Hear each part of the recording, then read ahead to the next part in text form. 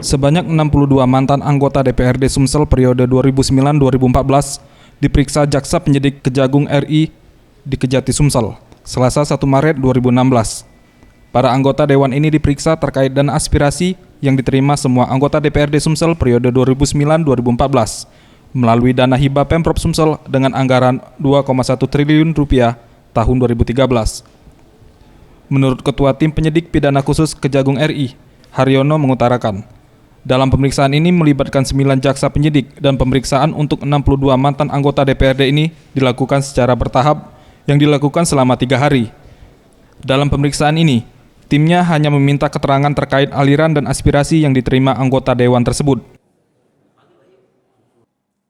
Kemudian hari ini ada 62 mantan anggota Dewan periode 2009-2014. Kemudian besok juga untuk masih untuk penerima yaitu LSM yang kemarin belum sempat semuanya.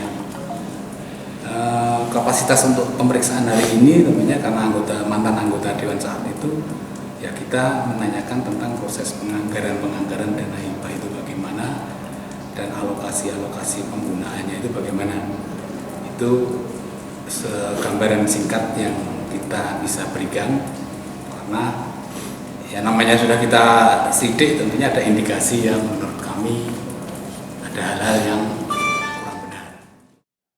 Ia menambahkan, untuk kerugian anggaran belum diketahui secara pasti karena menunggu hasil audit dari tim Badan Pemeriksaan Keuangan yang sedang melakukan pemeriksaan. Farel Dusatria, Septian Rizky, Sriwijaya TV.